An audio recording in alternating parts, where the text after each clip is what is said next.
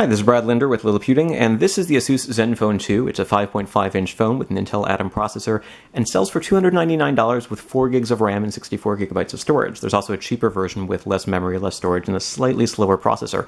But I wanted to show you some of the nifty things that you can do with the high-end model, which is still about half the price of a flagship phone from other companies. And one of the first things that we're going to do here is take a quick look at multitasking, which is something that 4 gigs of RAM really makes feel pretty special.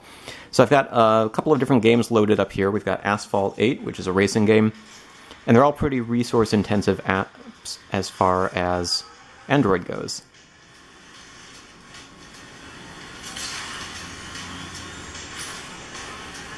Okay, so while that's still playing, we're going to switch to Dead Trigger and try not to get killed by zombies. Now we're going to switch to Star Wars Knights of the Old Republic, which is more of a role-playing game. So it's kind of slow-paced here.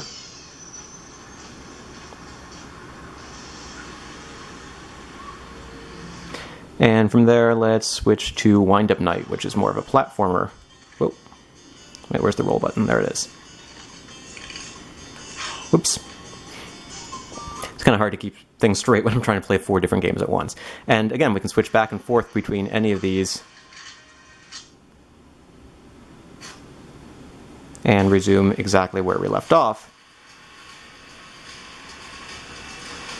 without waiting for the games to reload. Now, with casual Android games, that wouldn't be so surprising, but these are pretty resource-intensive games that often, if you tried to do what I just did on another Android phone with less memory, you'd have to sort of go through the splash screen and wait for it to boot and the game to load properly. And in fact, if I did a few other things with the phone here, I'd probably run out of RAM anyway, and some of those apps would close in the background. So in 2015, there's not a lot of Android phones with 4 gigabytes of RAM, and this one has a fast enough processor to handle almost any Android game that you can throw at it, and it has enough RAM that it lets you play up to 4 of them or so, maybe even more depending on the games, without having to wait for any of them to reload. In the future, as we see more developers take advantage of phones with 2, 3, 4 gigs of RAM, we might see some games that really take advantage of all of that, and you might not be able to run 4 at once, and you probably don't need to run 4 at once, but it's a pretty impressive demo. So what else can I tell you about the phone? It's got a 5.5-inch full HD display. It has a Intel Atom Z3580 quad-core Moorfield processor, 4 gigs of RAM, 64 gigs of storage, and as you can see, it's a little bit larger than a 5-inch phone like the Nexus 5 here. It's a little bit faster in terms of performance. Didn't mean to show you that just yet, but I'll talk about the double tap to wake in a moment. And it's not quite as fast as the Nexus 6 in terms of sheer benchmarks, but I haven't found any Android applications that don't run well on it. Now, because it is a large phone, and even with a sort of 5-inch phone, it can be hard to operate and reach your hand across with just sort of one thumb while you're holding it. The power button's all the way up here, and you could reach all the way up, or you can double tap to wake. That's a feature that was sort of borrowed from LG and HTC, and you can also double tap to turn it off. Also borrowed from LG is this design of putting the volume buttons below the camera on the back, so you can sort of reach with your finger to adjust the volume without having to reach all over the phone. Capacitive buttons below the screen, they do not glow, which means that since they're not on screen and since they don't glow, if you're using this at nighttime, you might have to just sort of remember where the buttons are because you won't be able to see them in a dark room, but in other situations it works pretty well. Front-facing camera, the sort of headset grill, and on the back we've got a single mono speaker, which is reasonably loud, but you might want to use headphones or Bluetooth speaker or something if you really wanted to do serious music or movie watching. The camera, it's going to be kind of difficult to talk too much about the camera in this video review, but if you go to liliputing.com, you can find some pictures that I've taken. It's a 13 megapixel camera that, using software, can do HDR photos. It can do virtual 52 megapixel photos by snapping a couple of images and then putting them together. Some of the pictures it takes are pretty good, especially when you're outdoors or in a well-lit environment. Indoors, it's a little hit or miss. You can take good pictures, and there are a lot of options in the camera application, but it's something that could be a little bit tricky to get the hang of. And it's all sort of a matter of opinion, I would say. You know, I'm used to using this Nexus 5, which has an okay camera, but not a great camera. So the Zenfone 2 feels like an improvement. But if you were going to compare it to something like a Samsung Galaxy S6, it's not even in the same class.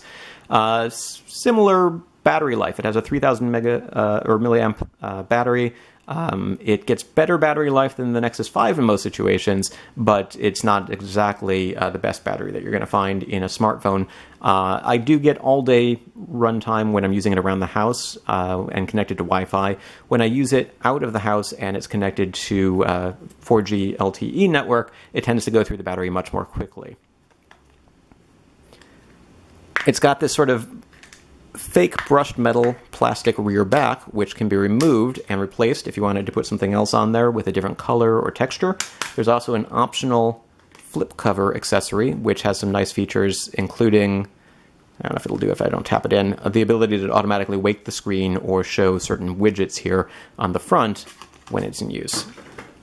Oops, there's the camera app. When you do take the back off, you'll notice that there's a micro SD card slot and 2 SIM card slots. Only one supports 4G and 3G data. The other one is 2G only. Both work with voice and text. Now, dual SIM phones are much more common in countries outside of the United States. Can't exactly have a country inside of the United States, but you know what I mean. So if you're traveling, it could come in handy, or if you're in Europe or Asia or other locations, you might want to actually be able to connect to 2 networks at once, and this phone does that. But again, you can only use 2G data on your second network. So it does have the separate micro SD card slot, so you can use external storage, and unlike some phones which sort of do double duty with a spare SIM card slot also being the micro SD card slot, here you have 3 separate slots. You can see the battery down here, but it is not removable. So if you need more battery life, you're going to have to carry an external battery. Let's go ahead and pop this back into place. Unlock the device and take a little look at the software. The user interface is a little bit different from your stock Android experience, but that's true of a lot of phones these days. It's running Android 5.0, and it has this sort of custom pull-down menu. And it's a customizable pull-down menu as well. So you can change the quick settings and decide if you want glove mode to be in here. Glove mode's another Asus specialty. You want the calculator to be in here and so forth. And then you can also change the order of the things that appear up there. Speaking of glove mode, let's go into the settings here and take a look at some of the custom settings. Now, in glove mode, you can increase the touchscreen sensitivity so that if you're wearing gloves, you should be able to tap the screen. Another thing that you can do here is choose whether tapping and holding the recents menu can capture a screenshot or show the menu on applications that need menu buttons. Change the format from JPEG to PNG for screenshots, and adjust some other things. So there are a couple of nice options in here. If you do use the Asus cover, you can choose whether to automatically unlock the device or not. And there's support for motion gestures here and touch gestures. So there are some modifications that make it feel a little bit different from your stock Android experience, and some of them are nice. Some of them are decent additions. Some of them feel a little bit unnecessary, especially the fact that there are a lot of applications, more than 3 dozen applications that come preloaded, some from Asus and some from third parties. So here you can see a couple of them, including a file manager, which is something that's kind of nice to have because it's not built into the Android operating system. But then we also have the Asus Gallery, Contacts, Calendar, Task Manager, Clock, Music Player, Weather, and that's just tip of the iceberg. There are actually a whole bunch of others. Now, there's an audio wizard that can sort of tweak your audio settings for music, movies, recordings, and other things. That's kind of nice to have. Splendid can adjust your color temperature, balance, and other settings. That's kind of nice to have, especially when you're outdoors. You might want to tweak the display settings a little bit because you can see that it does show a lot of glare, and the screen can get reasonably bright, but it might not be bright enough to really work outside on a sunny day. Some of the other applications, really the best way to describe them would be bloatware. So we've got the 50+ games, which really just takes you to Gameloft. It's a shortcut to the website asking you to download all these different games. It feels like the sort of bloatware that you see on some Windows PCs. Auto Start Manager, this one I kind of like. It lets you decide which applications can run at boot. What else we got here? There's a data transfer application, Doctor Safety, which is a Trend Micro app for security. One thing that I actually find kind of silly, if I can remember what it's called here, is...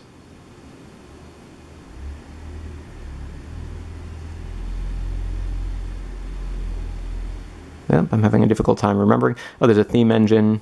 There's 2 different note-taking applications. Now, some of these are applications that you can uninstall or, at the very least, disable so they don't show up here on your home screen. But some of them really just seem kind of useless. Clean Master, that's what I was thinking. Clean Master could come in handy in some situations if you have a lot of apps that are taking up more storage than is necessary.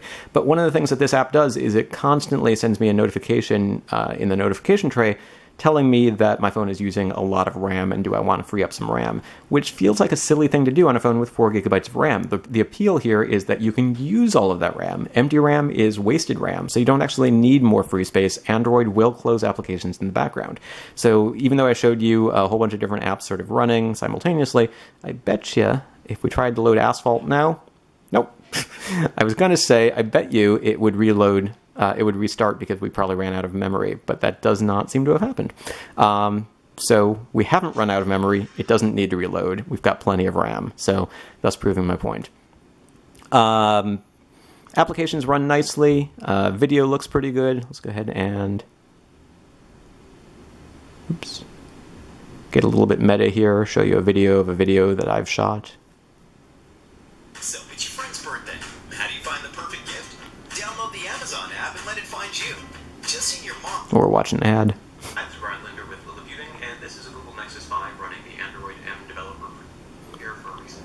Wi-Fi works nicely. It has 802.11ac, as well as support for GSM, AT&T, T-Mobile, and related 4G LTE. Has Bluetooth. I've used it with Bluetooth speakers, Bluetooth headphones, no problems. So overall, I like this phone quite a bit. I think it does come with a little bit too much bloatware. It is running a slightly older version of Android, and the fact that the double tap is so handy that I've found myself wanting to use it on my Nexus 5, and I can't. But the fact that the volume button up here is a little bit problematic. Really, the only thing keeping me from recommending it as a replacement for somebody who likes Nexus phones like I do is the fact that it's not running stock Android software, which is not really that big a deal, and the fact that it's a little bit large for my use. Now, I can fit it into my pocket, but it sort of takes up the whole pocket on my blue jeans, works more comfortably in a loose-fitting pair of khakis. So it depends on the size of your pocket. But at 5.5 inches, it really is approaching what some people would consider to be a phablet. But more and more phones are these days. It's harder to find phones with 5-inch and smaller screens. So it's really just a question of preference. But for $299, I think it's a great value. There is a more affordable model that's going to have similar performance, but less RAM, less storage, and a slightly slower processor for $199. I think if you can afford the $299 model, though, it's probably one of the best phones that you're going to find in that price range. There is growing competition in the mid-range space, but I think this phone does pretty well. It's not going to have the best battery life. It's not going to have the best camera. It's not going to have the best software experience.